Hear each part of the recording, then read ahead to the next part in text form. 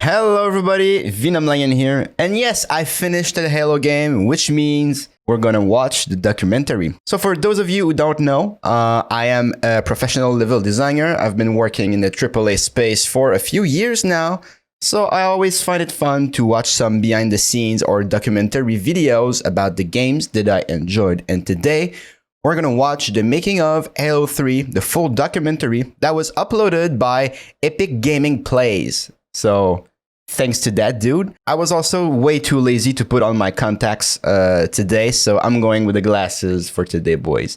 And without any further ado, let's just start this video. Goes into making a game, and there's lots of experimentation, and right up until the point where it's burned on a disc, every decision is critiqued. I don't think it's necessary. Even more. Yeah. It's the big door that brings up that other grenade. When the fans see it, it's already gone through all the tribulations. It's a much more harrowing process than I think most of the fans understand. Yeah, that's true. Making games is highly iterative, so like you constantly pass over the stuff that you did, constantly hone it, like you get feedback from artists, sound people, everybody wants to put their work forward, so you need to just make a cohesive experience, and the more you add, the more is lost sometimes, so it's never ending. And it's one of the reasons why like having release dates is important, because it's a process that could go on forever. Like you never feel like you're actually done with something, but at one point you gotta be like, all right, we gotta release, so we gotta stop working on that. Everybody has a different opinion on what drives Halo. It's the art, it's environments, It's gameplay. it's the graphics. Gameplay first. And the most important part to me is story. Whether it's a love story between the Chief and Cortana or an action-packed explosion fest, we have to negotiate how we get our stories in there. True. We went through a full year of pre-production on this project. The story is one of the first things we sit down and talk about when we go to create a game. And if the chief just has like his head sort of like reaction to what The stories are always created the same way. First off, a group of people agreed that this is the story that we want to tell. What's going to happen to the Chief? What's going to happen to Cortana? We had been working on this story nonstop, making compromise after compromise, because there were a lot of things that different people didn't agree on. Dude, the story should be about Earth getting destroyed, or let's show the Chief's face. That'd be a really good idea. Radio for Vito. Heavy lift gear. We write the first draft of the script, but it's not great. Man, do I really want to give all this credit to Marty? I didn't see any shape to this story. Nothing happy, nothing sad, nothing intense. But a premature firing will destroy the ark. It's like, I think it needs more punch. So they killed Johnson? What it really needs is some death. You actually want to get to the point where the player goes, well, wait a minute, I've been this character for 3 games. They can't possibly kill me. By having the reality of death a part of the story, it did actually introduce this tone of heroism. Johnson, sound off. There's no sense of heroic action if there's no real consequences. True. Yeah, Marty, man. Marty's the fucking man. Important is that our characters feel real. Do it. Is Miranda coming across as strong enough? Now. Does the Arbiter have enough vengeance built up in him to really push that sword into truth? You must be silenced. I love that scene, The story man. that we're telling is the story of a human conflict with an aggressive adversarial species, the Covenant. one of the keys to the success of the story is we didn't pump a lot of time into figuring out who the Master Chief was and why he was a ghost in his shell. We thought he is a husk. He's a big green suit of armor that you move around. There's something good about having the Master Chief essentially be a blank slate that helps each individual person connect to the character. You found me, but so much of me is wrong. The main personal relationship you have in the game is with an AI called Cortana. I do know how to pick 'em. At least one of our writers refers to her as your girlfriend. Cortana's every girlfriend. Oh, confirmed. That we've ever had. No, just kidding. She's your little guardian angel. Got an escape plan? Thought I'd try shooting my way out. Cortana plays a huge role in the fiction of this game, and we didn't want people to forget about her. No, I don't want to chance a remote detonation.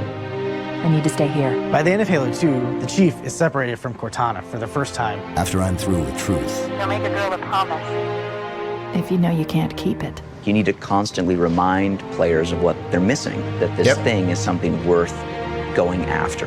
But if it was just a straight, now go find her, here's a map, people wouldn't care. Chief, it's not safe. The Gravemind, it knows I'm in the system. Having that moment where you actually see her with the Gravemind fighting for her existence, it was just a really powerful idea for us. Hurry, Chief. The Ark. There isn't much time. That's true also.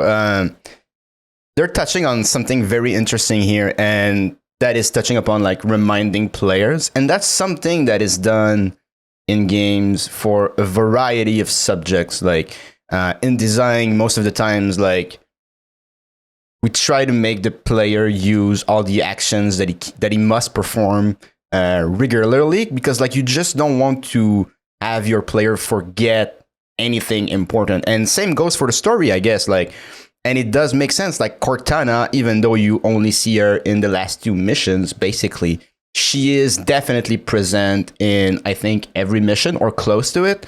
So I think that was definitely a good choice to make the players feel the need, the urgency to save Cortana, so that when you reach the mission titled Cortana, where you go save her, you're like, all right, let's do this. This is the only loose end that we have. We need to do this. That makes a lot of sense. In Halo 3, we're obviously picking up where Halo 2 left off. The Covenant have occupied Earth. Humanity is sort of down to its last defenses. The elites and the brutes are destroying everything that the Prophet of Truth doesn't. All of the Halos are primed and ready to fire. The Flood is out, and who knows where they're heading. An unstoppable, voracious parasite. You have nothing going for you at the beginning of Halo 3, except for you. True. This is as big as it gets. In games, it's always this fundamental trade-off between immersion and drama. Wait! We really tried to create this nice, tight, woven mesh of fiction and gameplay. It is a balance between telling the story and letting the player have their own story. Is it more... Oh, hell yes. I really like that line. That is such an interesting topic, guys. And when you produce a game, oftentimes, I'm a level designer, but I specifically, like, my subcategory of level designer, if you want, is mission or quest designer. So I'm working with the writers a lot to actually build the missions and stuff. And that's like something that requires a lot of back and forth most of the time, is that I am really more focused on gameplay first and telling the story through gameplay, because like, what is the really specific thing about games that make games so attractive for us gamers, am I right? It's interactiveness. Like, it's the interactive aspect of it. So if you feed your player all the story through cinematics, why not go watch a fucking movie? Like, there's no reason to do that. So, of course, cinematics are really needed to get some points across, but they should be short, succinct, and do what they're supposed to do. And then we go and feed some of the extra details in gameplay, if possible. One of the examples that I'm thinking of right now, I think it's in Halo 3, if I'm not mistaken. You see this guy, this Marine, being crazed because like 2 of his fellow Marines just got infected with the Flood and killed each other and stuff. And he was like, oh my God, I had no choice. And he's like paranoid. And that's a moment that you can skip entirely. But if a player stays there and listens to that, it'll be like, oh shit. And like, the player is making the decision to listen to that. That is very powerful. And the information that he gets there, the story that is told there, will be more impactful to him because he chose to stay instead of just being fed something. So yeah, that is a very interesting topic. Like, what should be seen through cutscene, what should be seen through gameplay and all that stuff. It's fascinating stuff, really. Satisfying as a player to kill Guilty Spark yourself, or to see the Chief do it in cinematic. Oh yeah. As soon as you make that decision, you're taking that action away from the player. Yep. Figuring that out is really the challenge of telling stories in games. Yep. 100% agree. And I've had those moments in my career where I was like, are we really gonna kill that character in a fucking cinematic? Like, Anyway, I won't get into details because I can't really. But yes, those decisions, you got to talk about them, right? And yeah, it depends on the type of people that you're actually working with. Some are very pro cinematic, some are not.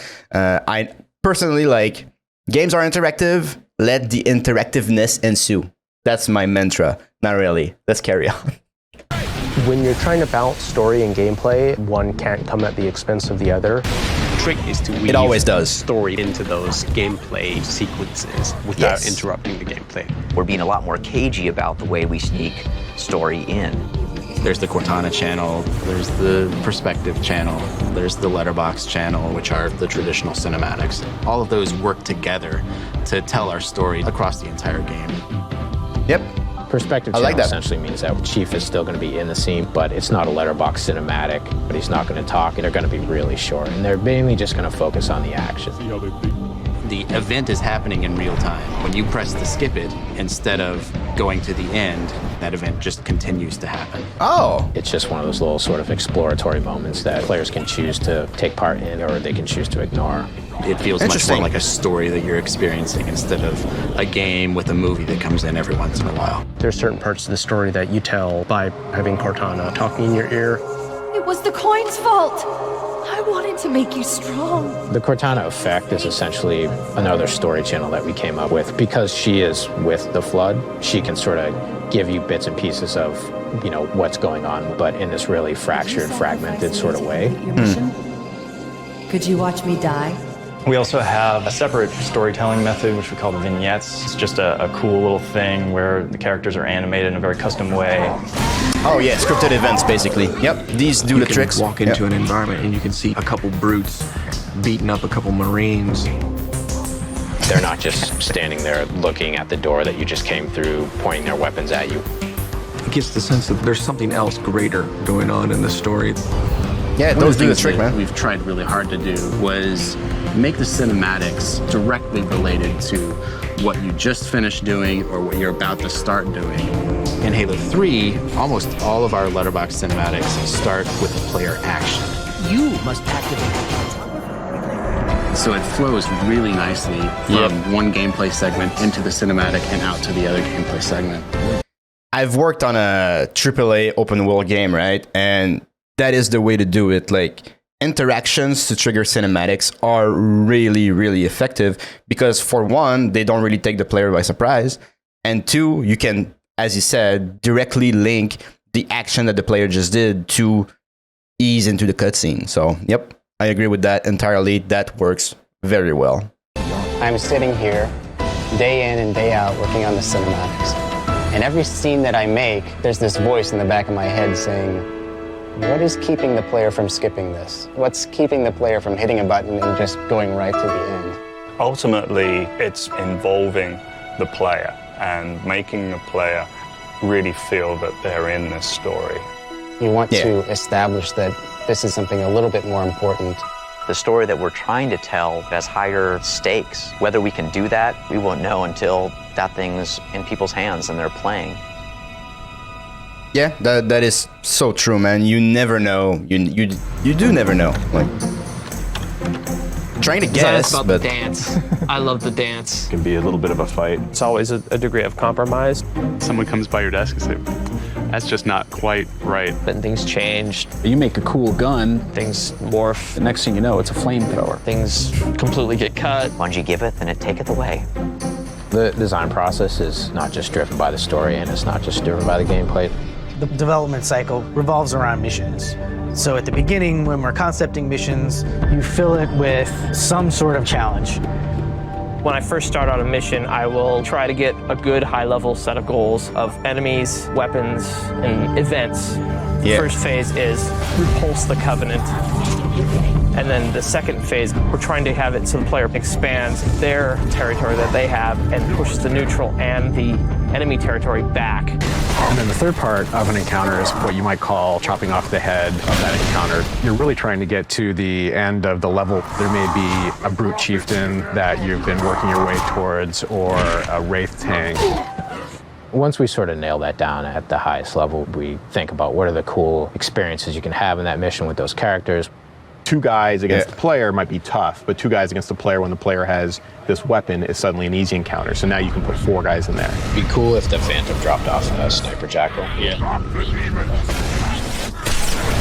Oh, I'm really liking that they talk about missions. Like this is my jam, boys. Missions. That's my jam. Yeah, very interesting there. And it's true when you start like, Cat, please. I'm talking about missions. I'm talking about missions, Cat. Cat. Yeah, Cat, please go away. Thank you. I'm talking about missions here. Yeah, it's true. When you start anything in game productions, right? You start with a high-level concept that we call, and then you try to be like, okay, how do I separate my mission? And then you basically start from like really far away, and then you go more and more into detail with each pass that you make, basically.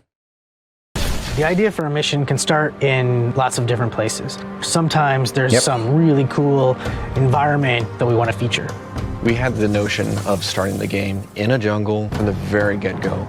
Engineering grasped onto that's going to take a lot of cool rendering, and artists grasped onto that and said that's going to allow for some really cool artwork. Design grasped onto it and said that's going to really sell the gameplay on that first mission. Yep. Here is the first drawing of the jungle, the first mission in the game. We tried to indicate that the early areas would be used for basic movement training, and then moving into combat training, then eventually advanced combat where grenades are introduced and the player's introduced to the concept of flanking. From this, we went to an actual whiteboard where a lot more detail was added in. A whiteboard contains sort of a rough layout and a list of the different sandbox items that are going to be used in that mission. Then we'll also start listing out more specifics about the encounters, like where the grunts will be introduced or where the Phantom is going to come in. From here, we went on to Illustrator, and after that, we went into building the mass outs in 3D Studio Max, and we were off and going. I would say Halo 3 is more That is interesting, really interesting. I don't know if that's what he mentioned by like mapping out in the actual engine. Like you saw like the gray textures there.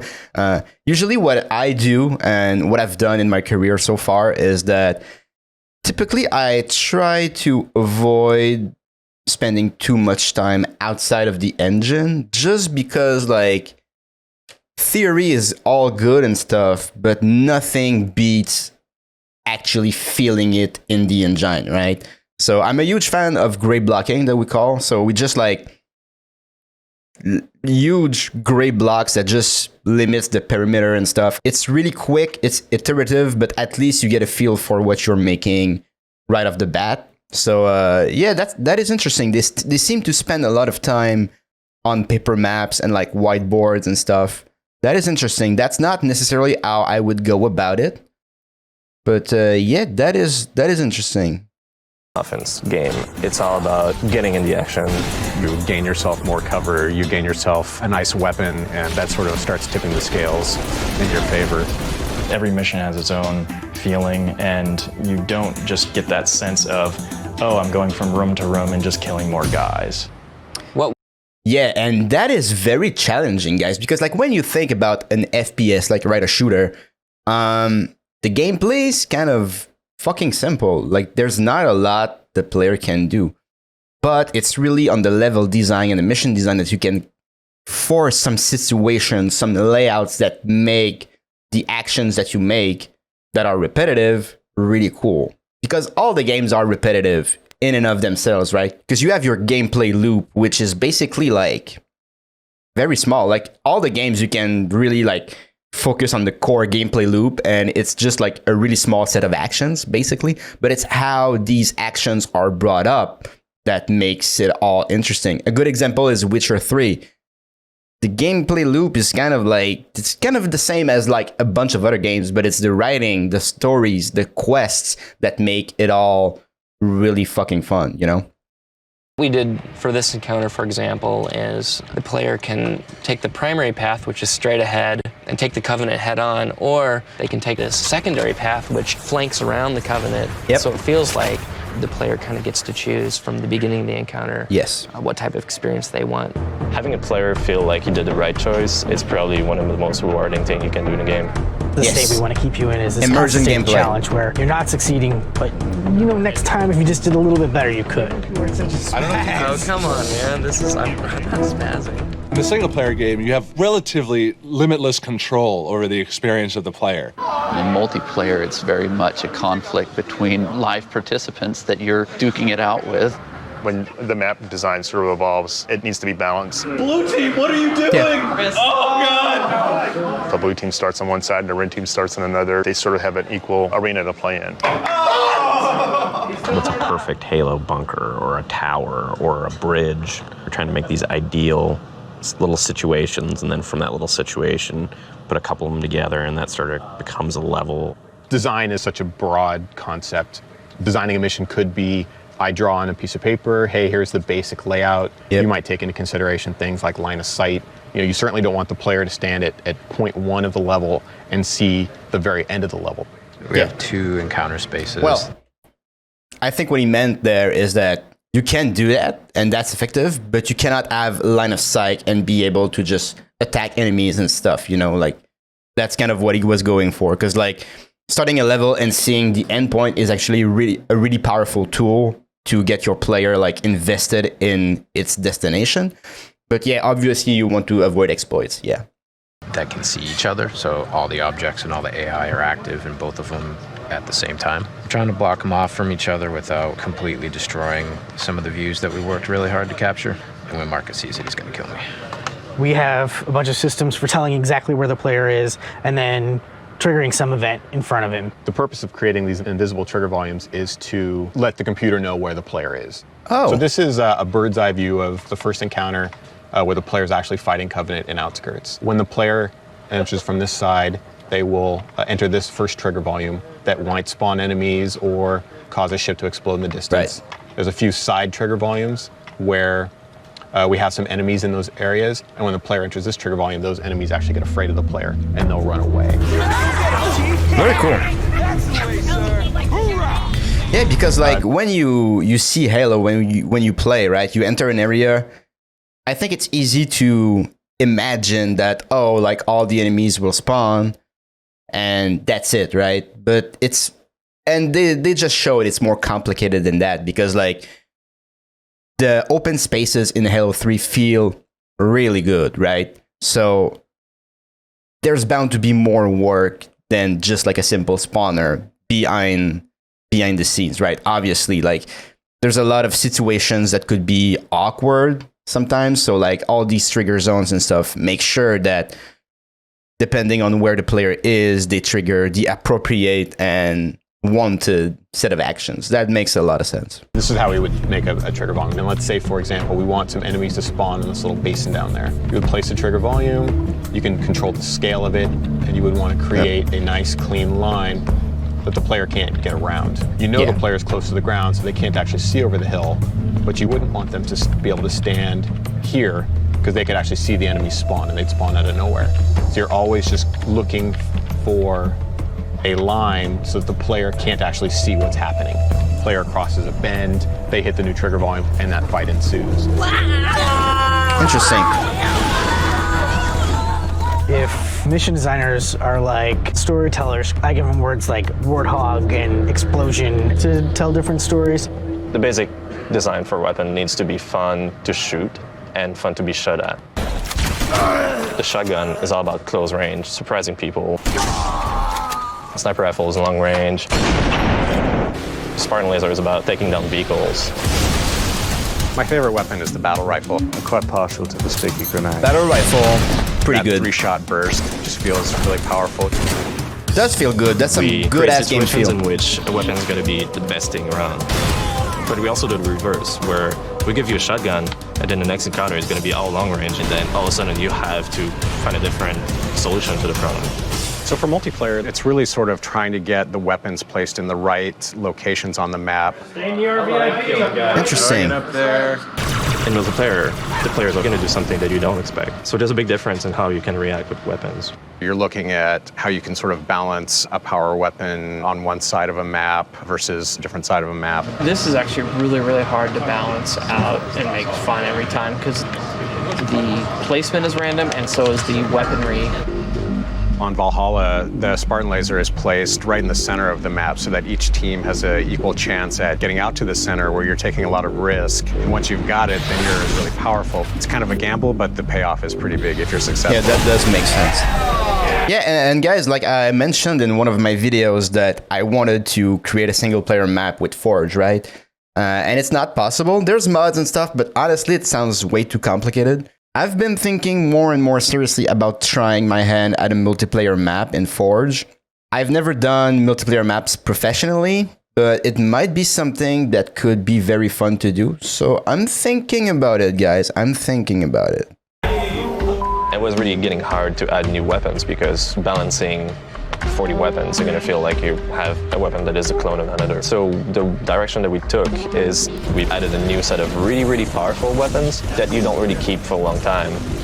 We've got an entirely new kind of weapon, the turret weapon, where you walk up to a turret and you yank it off its tripod and then you're walking around and you're in third person. We just limited the amount of ammunition in the turrets because they're really too powerful. As new events happen throughout the level, your objectives are often changing, like when the Scarab comes in, for example.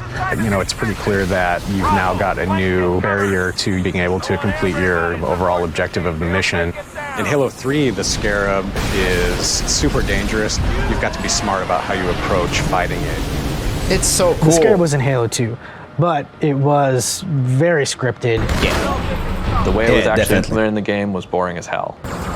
It was still cool. Like it looked like a basket, like a handle.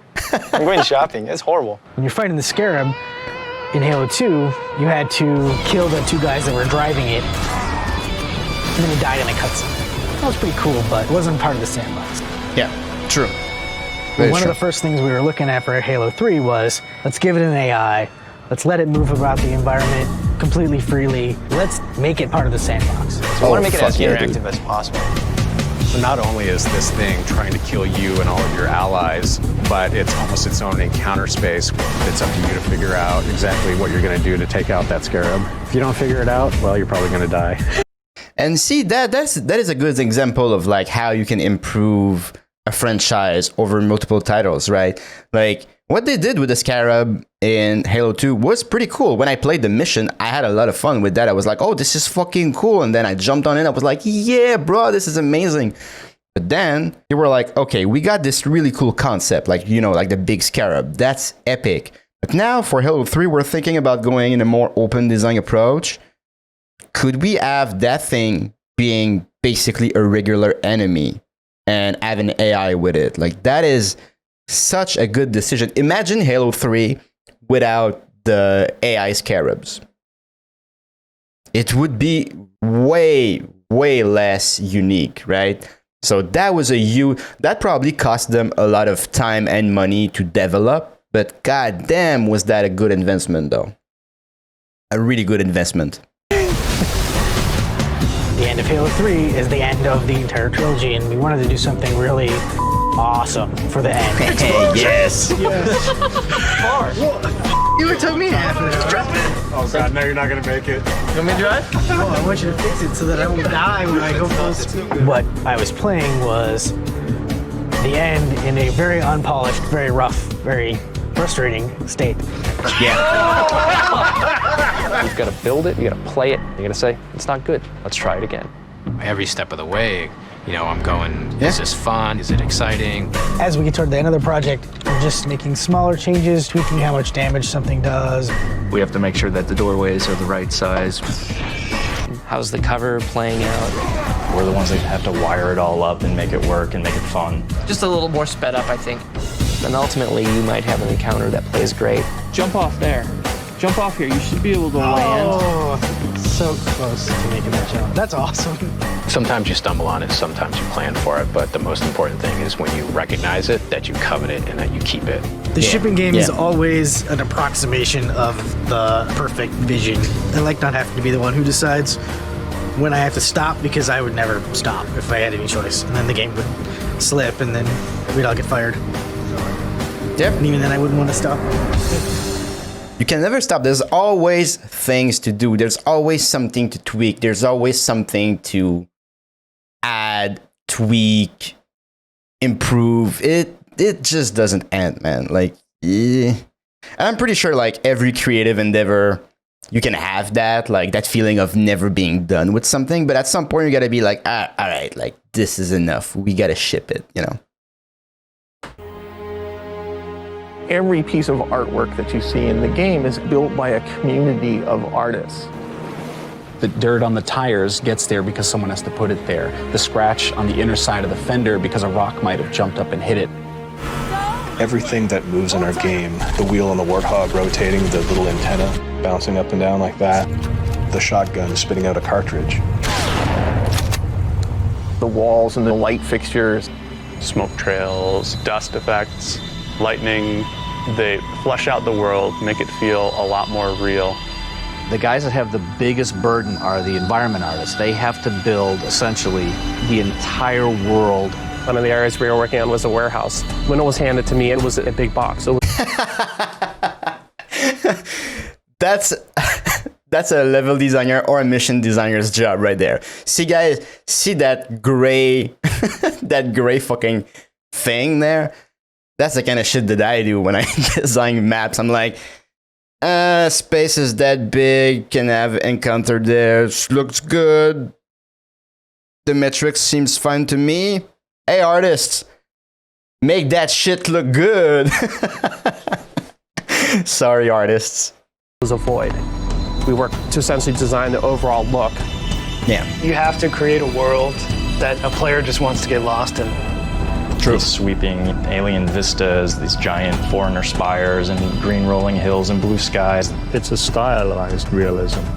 What's important to this space? There's my exit, and there are my places to get cover. That gives us a three-dimensional picture, and we start building it. We'll get the basic forms in, then we'll do a layer basic lighting, then we'll do a layer basic texturing. The biggest challenge in front of us was how were we going to convert these assets from Halo 2 into this next-gen HD content. I don't think there are any developers who are happy that it's a high-def world now. You know what I mean? I mean, it's just a pain in the ass for all of us. You have to scale up.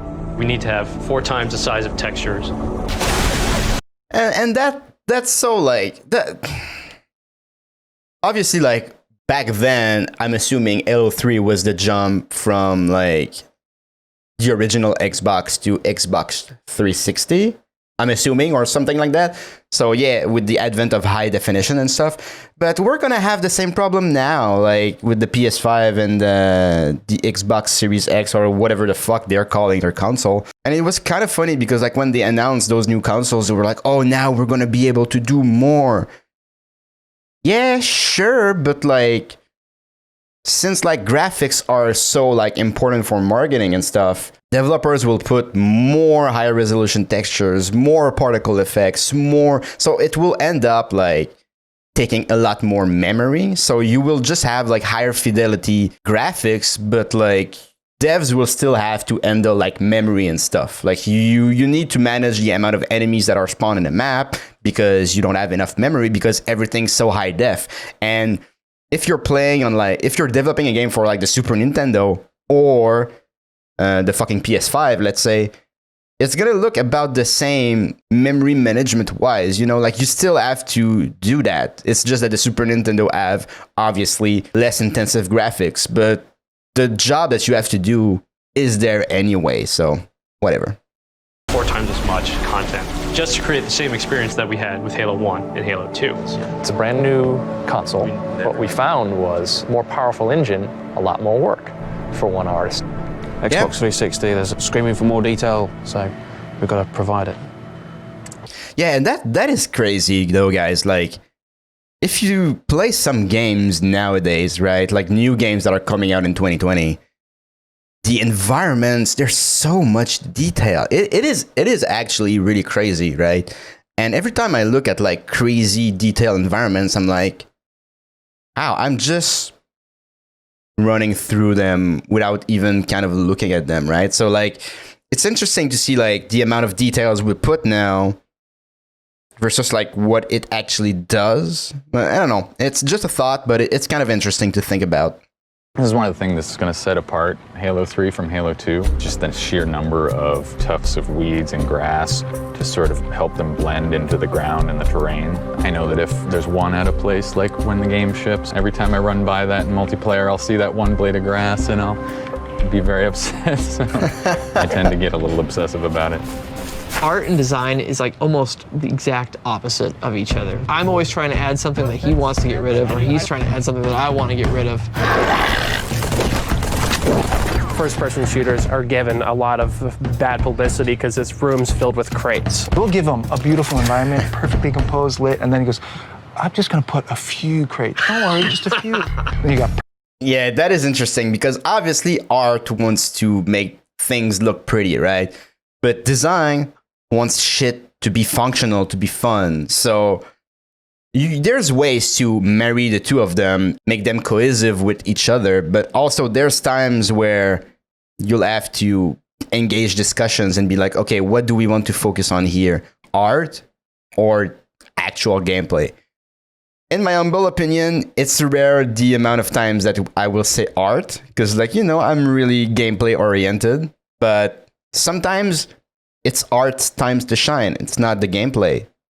It's weird to say, but sometimes it do be like that. Purple crates, and you got the green crates. And then there's, oh, don't worry.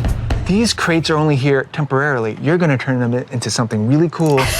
And then you find out, so long as it stays exactly the same proportions as a crate. Our combat rests heavily in the fact that we have a fair amount of cover. A designer will grab the ugliest crate in the world and go, hey, this is a great place to fight around. And then the artist will come up and go, that's a box, like it's pretty ugly. Here's something cool. The designer will come in and be like, this is gorgeous, but this is an absolutely awful space to fight bad guys in. Tell them to drop everything and recraft this. This space needs to be fun before it's pretty. Yes. Art really. Yes. Preach. That is so important. We're making a game. Gameplay first. Then we figure out the other stuff. That's my opinion anyway. Like rolling beautiful hills and completely open environments, and we're like, what are you gonna do in there? We need to throw crates. Drive the warthog smoothly. Yeah, but for infantry encounters. Oh, my warthog fell over. One of the things Halo is really known for is the vehicles. Yeah, our vehicles really eat into the dirt and bank into turns and have a lot of mass. Jamie comes to me with an idea for a brute vehicle that was a little bit like a ride-along lawnmower. It's called the chopper because it will literally chop you up. Before starting work on the brute chopper, we discussed the brute. Look, it has soiled itself. The brutes are taking a lot more precedence in this game. To give the brutes more depth, they need to have a history too. And one of the ways to show a history is vehicles that they created. So I look at the brutes, I try to imagine what their home world is like. Maybe they're from a place where they hammer ore and there's lava and magnetism. And I say, okay, well, how do I build a magnetized metallic lawnmower that's fun to drive and shoot people with? I'm gonna take Travis's yellow and stick it on the chopper because I think it looks cooler with the tone of the metal. But the hover technologies, it's all Forerunner, Covenant, so it's all gonna be like a bluish purple. You can think of the brutes as building their stuff like in a chop shop. They go in and just tear the crap out of old Forerunner technology. To me, the brutes look like guys who ride Harleys. They just do. Large wheels, lots of metal, leather. I guess, Our concept artist put a canopy on it, but it started to pull away from what we needed gameplay-wise. We want this to be vulnerable as well as brutal. If there was a canopy behind the brute and the brute passed by you, you couldn't shoot him in the back of the head as he went by. You need balance. And the balance is from the front, don't mess with this. From the back, take it away. See? Gameplay first right there. Because the artist probably thought that it looked better with a canopy, but for gameplay reasons, you gotta remove that shit. Good call there. Really good call. The complement to this is the Prowler that Travis Brady worked on. The Prowler is sort of our brute equivalent to the Warthog. I wanted this to look really vicious from the front, sort of like an anglerfish. You see it's got a fin here. The pipes on the inside are like fish gills. If you've seen any Discovery Channel shows of these anglerfish, they're pretty brutal. They have this massive mouth that like swallows you up. Oh, yeah. It's got sharp blades. It's got teeth. This looks like something you wouldn't want to get in the front of. Neat design, really neat design. Bleeds, splatters, drips, smokes, or blows up. I'm in charge. Every individual projectile needs to be detected against what type of material it impacts. When you shoot, you leave a decal, which is a small bitmap. If you shoot at the same spot enough times, the system has to be smart enough to say, oh, there's already a decal there, don't draw another one. It's a very complex system. You got more pixels per screen, I bet. Which means everything takes more time to create. In Halo 1, we only had one bone in the face, and that was the jaw. And so the jaw would just do this. Halo 3, we're looking at some characters that have over 30 bones. So now we can do some pretty full expressions. More work to animate those, though. Impress me. Stop! Character rigging 101, which is vertex weighting, and that's where you would assign the vertexes on this face mesh to the skeleton. You can grab the face flags and animate them around and get any kind of facial expression you want. Angry emotions on the eyes, slide them up on the mouth. There's something about modeling someone that doesn't exist that never really translates as well as modeling someone who does exist. There's personality in your face that's just hard to invent. That's why we thought using our heads would be a good idea. There's a whole ton of people in the game. Michael Wu, Marcus, Damian. I've got a lot of asymmetry in my face, so I have to move the nose one way, the eyes the other, and make sure your self-esteem is in check when you start modeling your own head. The bread and butter of animation is all about bringing emotion to the game. There's this little unsung rule, the 3-5-7 rule. Design is going to want characters striking other characters to be 3 frames long. So quick, responsive, great for gameplay. Oh my god. In 3 frames, that can be a pose from here to the hit, to back, and then to the neutral again. That's animation really quick. would like 7 frames. Get some more character into it. We could potentially have the character stare the other character down, cock his fist back for the first frame. Second frame, he gets even further. Third frame, he gets even further. And then he starts following through on the consecutive frames until he gets to that 7th frame and hits. 10 minutes later, I'm done with my beautiful expressive melee. That's not a game anymore, it's a movie, unfortunately. Sometimes we have to edit our animations to cater to that, and sometimes we have to edit them a little too much, and it hurts. Artists are fantastic. Yeah, I'm gonna pause right there. And you know, like earlier in the video when the guy was like, oh, art and design are opposed. My nemesis on projects, and I love those guys, you know, like if any of my colleagues that work in that department listen, hey bro, like I love you, all right? But for me, I'm always struggling with animations, like all the time. When I need an animation in my mission or something, like I need something that is snappy, quick. I need the perfect in, the perfect out for the gameplay. And sometimes because of communication or the animator goes on a creative spree and does something a bit different, the animation just doesn't fit for the mission anymore. So it's always a lot of back and forth to get exactly what I need. And that's not me being like, oh, you fucking are not doing what I really want. But it's really on a purely functional level. The mission needs that animation or else it will feel awful. So, you know, like I need to make that thing not feel awful. So I like animators. It's just something that I'm struggling with a bit in my day-to-day, let's say. Bitchers, some of us are worse than others. They hate the idea that their art has to be called done. It's never done. Never done. You just run out of time. Poor Lee has been doing storyboards for 2.5 years now on the same scenes and reiterating them. Yep. Which idea would you like to keep? And I said, I want to keep all of them. And then when I do make a choice, they say, well, we were joking, there was no choice. We're taking all your ideas away. There's a scene that's been my favorite scene right from the beginning, and it's Truth's death, right? And the Truth is kind of fighting, being floodified. It's a good one, for sure. The Arbiter's standing behind him and with his sword, and it comes right out of his chest, and we're looking at the front of Truth. You know, as a director, I'm really married to, and I really want this shot to happen, and we might have to sacrifice other things. The artists are always going to take it absolutely as far as they can until some engineer comes over and starts throwing things at them and saying, no, you cannot do that. We're throwing a lot of things at you, multiple characters, multiple vehicles, weapons. More polys, denser textures, more detail in the textures. Making sure that the smoke wisps in just the right way.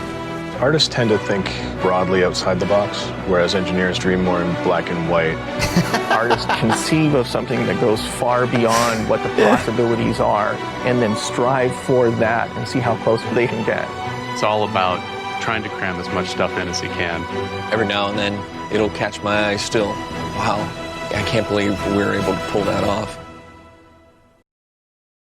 Very neat. All right, so I'm about the halfway point of the video, and I've been recording for like almost 50 minutes now. So actually, guys, I'm gonna call it a day for today. I'm sorry I can't go through these in one sitting, but since I'm adding so much commentary, like the videos would be too long, so I prefer to separate it into 2 parts.